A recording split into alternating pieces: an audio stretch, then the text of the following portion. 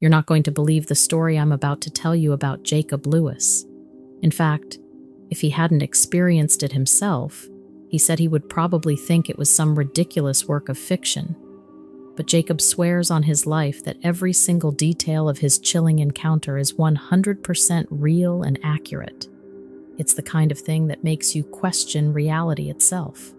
I know it sounds outlandish, like a plot ripped straight from a sci-fi movie, but what happened to Jacob is inexplicable, unexplainable, and most importantly, totally true. It occurred about 5 years ago in the summer when Jacob was just an ordinary 18-year-old kid working at a paint factory on the outskirts of town in Illinois. He was going about his usual mundane routine of sweeping floors and taking out trash. Just a typical day like any other. Until something truly extraordinary occurred. It was an encounter that seemed to pull him into what felt like another dimension entirely. A place that by all logic and reason should not actually exist. But as you'll soon hear, it absolutely and totally 100% exists. So Jacob Lewis was just a regular 18-year-old guy working a summer job at the old paint factory on the edge of town. It was boring work. He spent most days sweeping floors, taking out trash, and doing basic cleaning. But on July 22nd, 2018, Jacob had the weirdest and most unsettling experience of his life. It started off as a normal Saturday morning shift. Jacob clocked in at 8 a.m. and began his usual routine. Around 10:30, he headed to the break room for a snack. As he settled into one of the tattered chairs, he heard an odd humming sound coming from down the hallway. It was a pulsing, rhythmic hum that didn't sound like any of the machines in the factory. The humming grew louder and louder until suddenly there was a bright flash of bluish light that seemed to fill the entire break room. Jacob shielded his eyes as the pulsating light became nearly blinding. He could feel the floors and walls vibrating intensely, shaking loose pieces of debris that clattered loudly all around him. The deafening hum reached a piercing level that made Jacob's ears ring. Then, in an instant, everything went black and dead silent. When Jacob finally opened his eyes, he couldn't believe what he saw. The break room looked completely different, like he had stepped through some kind of portal into another place. One wall was now solid rock, the kind you'd see in a cave. Dirt and tree roots poked through cracks in the concrete floor. But the biggest shock was the view through the open hallway door. A dense, wild-looking forest filled with twisted trees and strange ferns. Jacob rubbed his eyes hard, sure he was hallucinating or dreaming. But the surreal forest stayed firmly in view no matter how many times he blinked. He cautiously made his way down the hallway, his sneakers crunching on a thick carpet of blue-green moss that seemed to have grown up overnight. The air smelled earthy and floral, but not like any forest on Earth. When he finally reached the end of the hallway and stepped outside, Jacob stood in dumbstruck amazement. There was no more paint factory or quiet suburban neighborhood in sight. Somehow, he appeared to be transported into the middle of a dense, untamed wilderness, teeming with bizarre plant life and the gurgling sounds of water. The dense forest showed no signs of human civilization anywhere. He felt completely and utterly lost. After taking several deep breaths to calm himself, Jacob decided he needed to find some way to retrace his steps and get back to the factory. He came up with the idea to drop a trail of pebbles and torn fabric scraps from his shirt as he ventured deeper into the haunting wilderness, hoping to leave a path to follow back.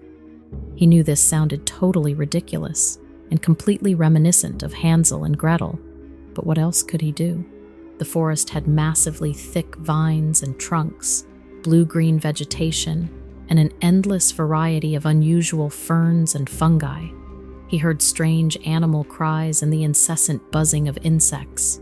Jacob jumped at every sound, feeling like something was about to pop out at him at any moment. After what felt like hours of aimless trekking, Jacob realized with rising panic that he was hopelessly not finding his way to safety. Also, the trail of markers he left had disappeared, and every direction looked identical. He finally slumped down onto a mossy log, his body shaking with fear and exhaustion. That's when Jacob noticed a faint, pulsing hum in the air, the same unsettling sound he heard back at the factory. It began to grow louder and louder until there was another blinding flash of light. Jacob braced himself for whatever came next, thinking it wouldn't be good. When the blinding light faded, Jacob's surroundings had abruptly changed again. He was now, shockingly, back in the factory break room, as if no time had passed at all. The chairs were in their original places, the walls were yellowed and cracked just as before, and the open doorway now showed the dingy hallway and regular old factory area he remembered. Jacob sat in stunned silence, his head spinning wildly. Had he really traveled to another world or dimension, or was it all just an incredibly vivid dream? He had no answers. Only the frantic pounding of his heart reminded him that he was still alive. To this day, Jacob still isn't sure if he actually experienced a time warp or dimensional rift, and why it would have happened there and then. He tried repeatedly to recreate or rationalize what happened, but of course, he never could. The inexplicable events of July 22, 2018 have haunted him ever since. He never did tell his boss or co-workers since they already thought he was just a young buck who didn't really understand the world. He'd already taken a bunch of ribbing from them and didn't want to open the door to being picked on even more. And so, to this day, he just wonders what in the world happened. His only thought is that there is something strange under the earth in the area of the paint factory, like a force field or forgotten graveyard or something like that. Of course, he doesn't know what, but it's the only explanation that gives him any hope that he's not crazy.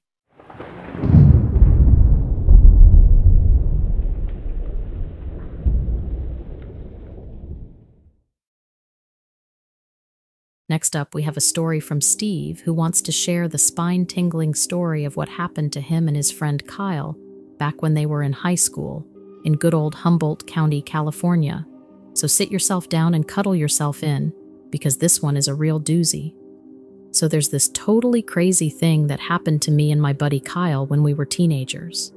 Just to give you some backstory first, I'm originally from a small town called Willow Creek over in Humboldt County, California. It's pretty well known for being located right near the area they call Bigfoot Country. You know, where a lot of the alleged Sasquatch sightings have taken place over the years. Anyway, I came from one of those outdoorsy families where my parents worked as loggers and hunters. Pretty much everyone I knew did stuff like that for a living. So from a real young age, me and my siblings were always out hiking, camping, fishing, just embracing that whole rural lifestyle. It was the norm. My folks used to spin all sorts of wild yarns about encountering massive, hair-covered, bipedal things, you could call them, while out working deep in the forests. As imaginative little kids, my brother and sisters and I were convinced they were pulling our legs just to mess with us. But there was always that glimmer of a thought in the back of our minds. What if they were actually telling the truth? What if there really were giant, prehistoric creatures silently roaming those dense woods? Well, let me tell you, any skepticism I had went straight out the window one fateful summer when I was 16 years old. It was a few weeks before my junior year of high school was set to start up again. Me and my closest buddy Kyle had been planning an overnight solo camping trip for months, finally feeling like big men ready to take on the wilderness without our families holding our hands. His dad was kind enough to drop us off at the tractor roads way outside of town that morning with all our gear. We were planning to hike inland a ways to this really secluded spot nestled off the trail that my dad had shown me when I was much younger. The area was incredible. A little grassy clearing lined with babbling creeks and these two towering redwoods rising high into the sky like natural skyscrapers. After hiking probably around 8 miles with our big packs on, we finally reached the camping spot around 6 p.m. just as the sun was starting to go down. We were whipped, but pretty proud of ourselves for making it there on our own. I still remember that sense of freedom and independence as we set up the tents, got a nice campfire going, heating up some cold chili and soaking in the sounds of the great outdoors. Kyle looks over at me and says something like, "Dude, you can't beat this. Just us and nature, no parents bugging us for once. If only we knew." So night falls and we're both just chilling in our respective tents, conversing back and forth about teenagers guys usually discuss. I want to say it was probably around 10 p.m. or so when all of a sudden, this impossibly loud, growling roar unexpectedly tears through the calm night air. The absolute worst way I can describe it is like some kind of seriously oversized gorilla aggressively beatboxing mixed with a deranged lion's roar. It quite literally sounded like nothing I've ever heard before or since. I'll never forget the utterly petrified look on Kyle's face as he burst out of his tent, terrified with fear just like I was. We stayed completely still and silent for what felt like an eternity, ears pricked up desperately trying to figure out what direction this ungodly sound came from. Just when I thought maybe it was some freak occurrence, it happened again, this time much closer and followed by a series of thunderous crashes, like full-on trees being violently shoved out of the way by some huge, powerful force. That's when the absolute panic set in. We weren't even thinking, just stuffing our stuff blindly into our bags and hauling ass out of there as fast as we could in the direction of the trail. I've never ran so hard and fast in my life, frequently looking back over my shoulder with sheer terror. Whatever was out there did not sound like any normal forest animal from around here. We eventually stopped to catch our breath after putting a couple miles between us and the campsite, still in utter disbelief over what just transpired. I didn't say a word to Kyle. He didn't say a word to me. We just looked at each other with these wild, bugged-out eyes like, "Please tell me you heard that too." When we finally did speak, it was just a bunch of incoherent rambling, trying to find some kind of rational explanation for those disturbing roars and massive crashes. But we both knew deep down there was no explanation, at least not for anything normal or natural that scientists are aware of roaming those woods. See, even as dumb kids who thought we knew everything, we were still raised on the crazy accounts and tales of woodsmen encountering large, upright, hair-covered beasts, distinctly different from known wildlife like bears or Bigfoot. But they were always just dismissed as exactly that. Crazy tall tales meant to spook children and greenhorns heading into the forest for the first time. Well, I'll tell you what. After that night, me and Kyle became believers. There's no doubt something's out there in those ancient woods, something big and powerful, and definitely not a bear, elk, or anything else I could put a name to. Whatever it was, sounding like that, it was truly unnatural and unnerving. I don't know if it was some long-forgotten offshoot of the Gigantopithecus line of massive prehistoric apes, or maybe even a Sasquatch breed like the old Hoopa legends describe. Could have even been something supernatural, an interdimensional being for all I know. Whatever it was, that haunting roar and those gargantuan kicking sounds will be burned into my psyche forever. You can go ahead and make of it what you will, but that's my story. I'll leave you all to draw your own conclusions. Just know there are things lurking in certain parts of these forests that I wouldn't wish on anybody to encounter. Sometimes it's better that the unknown remains unknown, if you know what I mean. I've rambled on enough, though, but thanks for listening.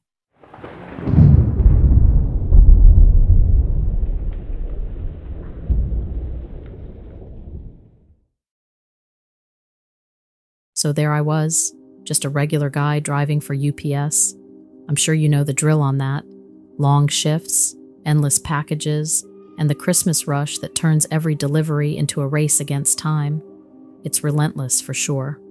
I'm based out of a small town in northern Ohio, near Lake Erie, where the winters get as cold as the football gets serious.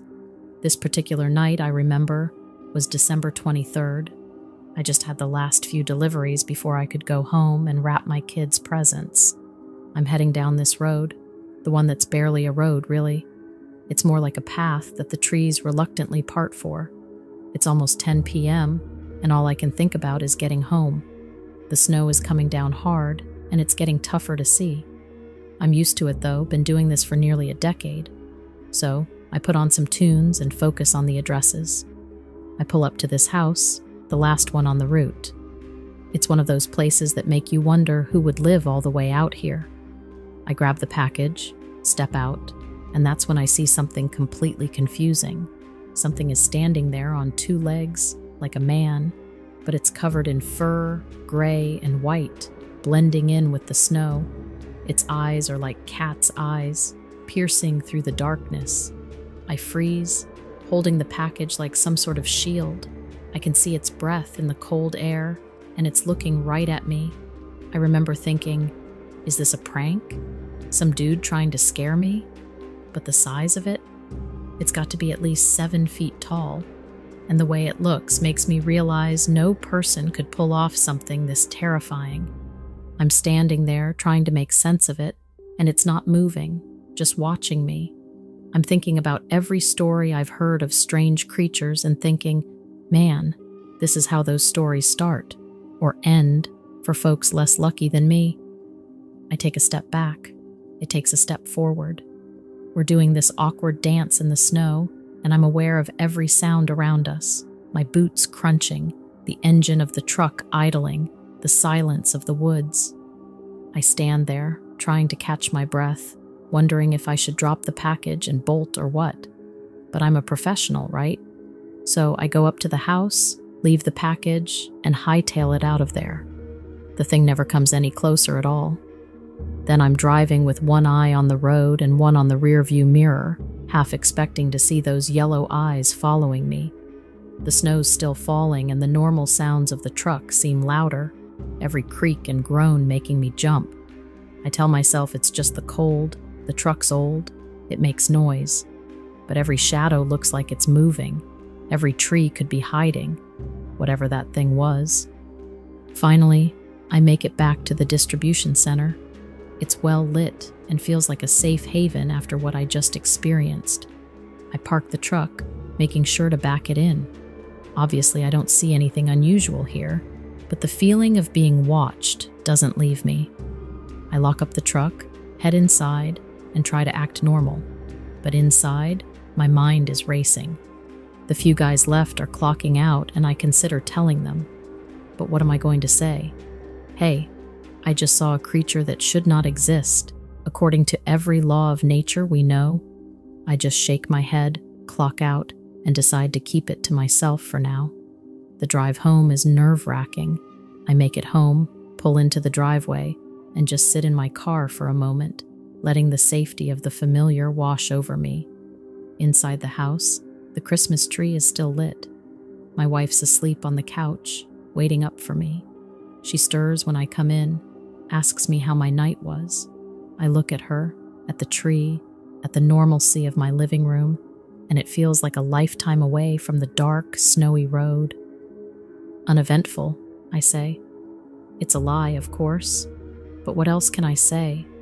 I'm not ready to voice it yet, not ready to deal with the questions, the disbelief, the reality of it. I don't sleep much that night. I keep replaying the encounter in my head over and over. The next day, Christmas Eve, I'm off. The encounter is still fresh in my mind, so I decide to do a little research. I spend the day on the internet, looking up local legends, cryptid sightings in Ohio, anything that might explain what I saw. The stories are all the same: fleeting glimpses, unexplainable noises, feelings of being watched. Nothing solid, but enough to make me believe I wasn't the first to see it. I come across forums, threads of people talking about similar experiences, and the word dogman comes up. Descriptions match what I saw, and a cold feeling settles over me. This wasn't just some isolated incident. Others have seen it, felt it, and have been haunted by it. I think about going back, maybe in the daylight, to look for tracks or some sort of evidence. But part of me is terrified of what I might find, or worse, what might find me. Also, the snow from that night certainly erased anything telltale. I'm torn between wanting to prove I'm not crazy and the fear of it being all too real. The story's not over, I guess, but that's where I'm at. Still trying to make sense of it all. Still wondering what's out there. In the days that follow, I go back to work, deliver parcels, and life moves on. But every time I'm on a late shift, every time I drive past a stretch of rural road, I can't help but glance into the rearview mirror. I don't know if I want to see it again, or if I'm just proving to myself that it was real. The encounter has changed something fundamental in me. It's become a story I carry inside of myself.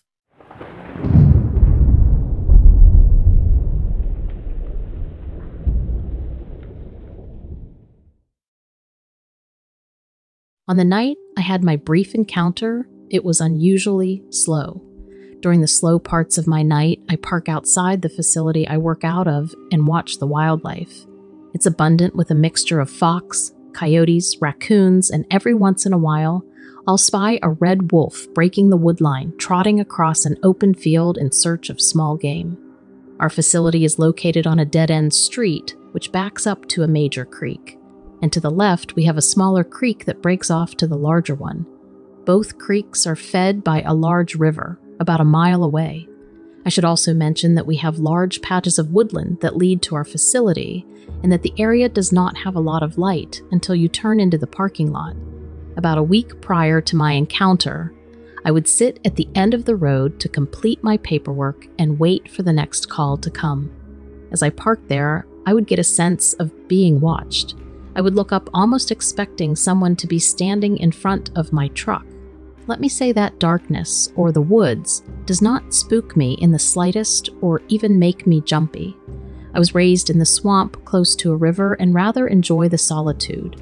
But not only did I have a sense of being watched and sharing my space with someone, I noted that there were no normal night sounds, such as crickets and frogs, and what have you. I also found it baffling that all the wildlife seemed to be gone from the area. This really bothered me and I couldn't figure it out. On the night I had my encounter, I decided to leave some wet dog food at the edge of the wood line, hoping to entice a family of raccoons out so I could at least see that they were okay. This family of raccoons I had watched grow up from kits, and not seeing them bothered me. Also, I didn't see a gray fox that would hang around that area. This fox would come within 4 to 5 feet of you, but would be guarded all the while. He would hang out with certain people and then retreat back into the woods. Anyway, I popped the top off some smelly dog food, and as I was pulling the top of the can, I heard a deep growl come out of the edge of the wood line. I had never heard an animal growl with such force, and so deeply. At first I thought it could have been a Jake break from the interstate, and that can be heard from our facility, but that's not what it was. I could feel and hear it from the wood line, hitting my face, and felt the growl inside of my chest pretty much like a vibration. I knew this wasn't a bear, the same as someone knows their left hand from the right. You just know. And yes, we do have bear here, but I can tell you quite bluntly and very firmly, this was not a bear or any other wildlife that was normal to the area. I dropped my head down and refused to look up. I dumped the can of food on the ground with one hard thump, hoping whatever it was in the woodline would rather have that can of food instead of me. I backed away from the food with my head down until I reached my truck. My instinct told me to drive away, and so I did. About a half an hour later, I returned, and due to my curiosity overruling my common sense, being a natural skeptic, I was prepared to figure out the earlier event. I parked in the same place, and this time had walked to the back of my truck to smoke. While standing there, I observed a dark mass come across the road and disappear into an open field that is mostly overgrown with wild blackberry bushes and grass. I have a trained eye, I take in a lot of detail, and still, I had to admit suffering from short-term memory loss due to a TBI that ended my law enforcement career. What I saw at that moment, though, will be in my memory forever. I can only describe this creature as what I took at the time, to be some kind of hybrid. Although it was on all fours, to me, it did not appear natural by any means. It moved with very quick, fluent motions. Looking back, I was most surprised by the creature, having the intelligence to attempt to appear natural. Something was off with its gait, though. It was kind of like the front legs were pulling its body forward. The back was hunched at the shoulders, and it had a long back. The creature itself was black, which I can only describe as a dark mass with really no reflection. I also noted it had a small animal in its mouth. The strange part was that I could see the definition of most of the small animal compared to the darkness of the creature that I now believed to be a dogman. The snout was long, but fit its body. What struck me most were its ears. They were folded back, like you might see on a Dutch Shepherd or even a German Shepherd. I guess with my background working with dogs, the ears were clearly defined to me. I can't say what kind of tail it had or what color its eyes were. I just know it was there one minute and gone the next. When daylight came, I looked for tracks but listened to my gut and did not enter that field looking for it. The ground leading down to the smaller creek was covered in grass, and what dirt was there was hard. I was left baffled, but more amazed than anything. I sat on my experience for several months. I didn't tell anyone about it. I then started searching the internet for what I had seen.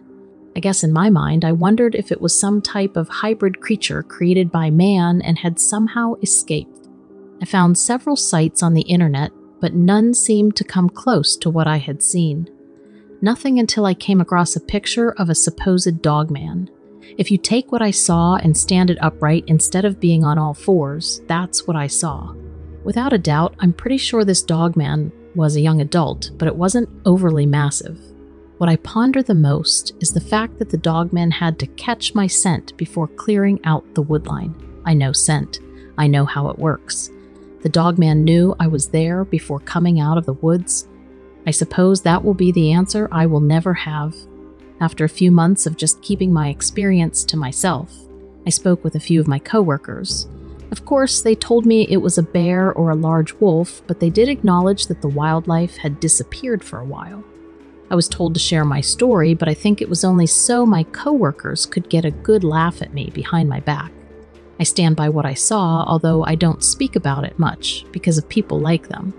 As I write this, I'm once again on the night shift, parked in the same spot where I had my encounter. I'm pretty sure that dogman has left the area, wildlife is back, and the night sounds are all around. I guess I will always wonder if it will come back again, but I can't say I will ever walk in the woods at night again by myself looking for animal tracks.